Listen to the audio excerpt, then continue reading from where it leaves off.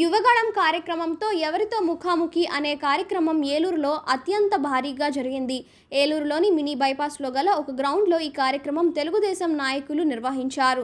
ఈ కార్యక్రమానికి ముఖ్య అతిథిగా విచ్చేసిన తెలుగుదేశం పార్టీ కార్యదర్శి నారా లోకేష్ పాల్గొన్నారు. యువతతో ఒక్కొక్కరితో ముఖాముఖి కార్యక్రమం నిర్వహించారు. యువత సమస్యలను తెలుసుకున్నారు. ప్రభుత్వం రాగానే పరిష్కరిస్తామని చెప్పారు. ఈ సందర్భంగా ఆయన మాట్లాడుతూ తెలుగుదేశం ప్రభుత్వం అధికారంలోకి రాగానే డిఏసిసి ఫైల్ పైనే మొదటి సంతకం పెడతారని తెలిపారు.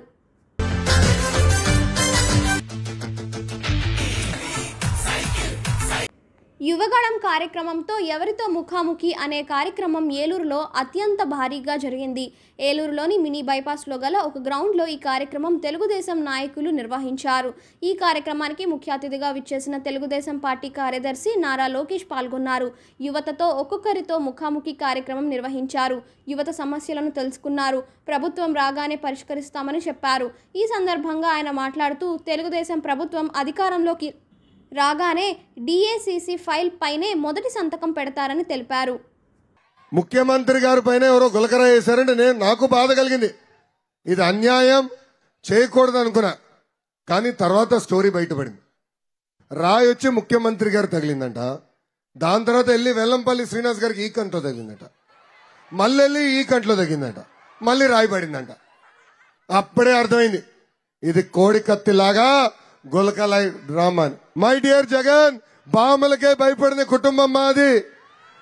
నువ్వు పెట్టే పనికిమాల కేసులు మేము భయపడతామా? ఆనాడు చంద్రబాబు నాయుడు గారిని 53 రోజులు రాజమండ్రి జైల్లో పెట్టారు. ఆనాడే చెప్పా, సింహం బయట ఉన్నా జైల్లోనా సింహం సింహమే అని. ఇప్పుడు అదే సింహం జగన్ ని వేటాడడానికి వచ్చింది. 2014లో ఆంధ్ర రాష్ట్ర విభజన ఎలా జరిగిందో అందరు తెలుసు. కట్టుబట్టలతో మెడబట్టి మన బయటికి గెంటేశారు. రాజధాని లేని రాష్ట్రంగా మనం ఏర్పాటు చేశారు. సచివాలయం హైదరాబాద్ లో ఉండే, అసెంబ్లీ హైదరాబాద్ లో ఉండే. ఆ అసెంబ్లీ సాక్షిగా ఆనాడు చంద్రబాబు నాయుడు గారు ఒకే రాష్ట్రం ఒకే రాజధాని అభివృద్ధి వికేంద్రీకరణ అన్నారు. రాష్ట్రంలో అన్ని జిల్లాలకి పెద్ద ఎత్తున పెట్టుబడులు పరిశ్రమలు తీసుకొచ్చారు.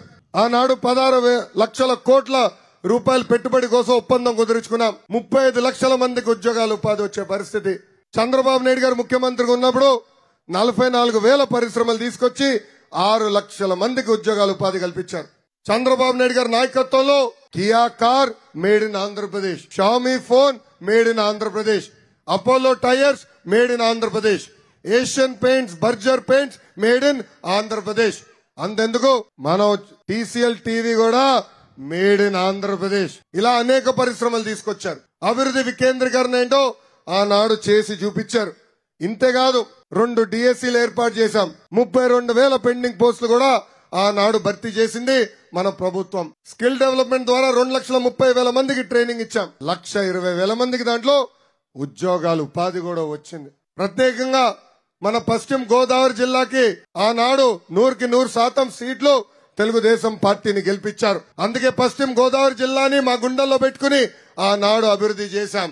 అందుకే ప్రజలందరినీ కోరుతున్నా, నేను కోరే ముందల వేదిక పైకి తెలుగుదేశం, జనసేన, భారతీయ జనతా పార్టీ ఉమ్మడి అభ్యర్థి బడేటి బుజ్జి చంటి గారిని రమ్మని కోరుతున్నాను.